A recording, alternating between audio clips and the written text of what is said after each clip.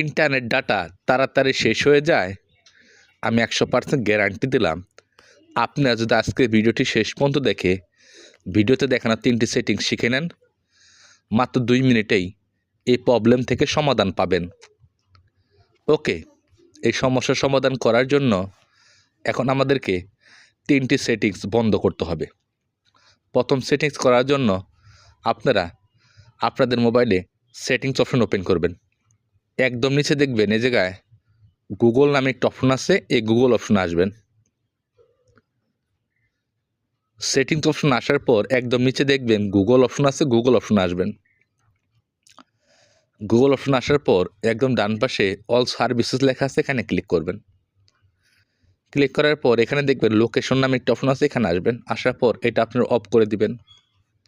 এটা প্রথম সেটিংস। এখন আপনারা আপনাদের মোবাইলে প্লে স্টোর অ্যাপ্লিকেশন ওপেন করবেন।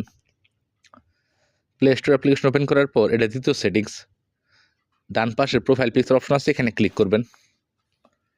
এখানে সেটিংস নামে একটা অপশন আছে, এখানে আসবেন। আসার পর 2 নম্বর অপশনে ক্লিক করবেন। এখন অটো আপডেট আছে, এখানে আসবেন। আসার পরে এখানে একদম নিচে ডোন্ট অটো আপডেট অ্যাপস, এখানে ক্লিক করবেন। এটা গেল দ্বিতীয় সেটিংস। এখন দেখাবো তৃতীয় সেটিংস। আপনারা আপনাদের মোবাইলে Google Chrome browser application open করবেন। ডান পাশে 3 ডট লাইন আছে, এখানে আসবেন।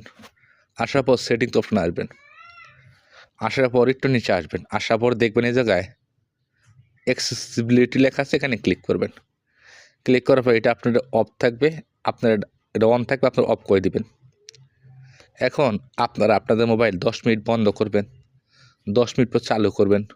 দেখতে পারবেন এই প্রবলেম খুব সহজে সলভ হয়ে গেছে। আশা করি খুব সহজে শিখে গেছেন। ধন্যবাদ।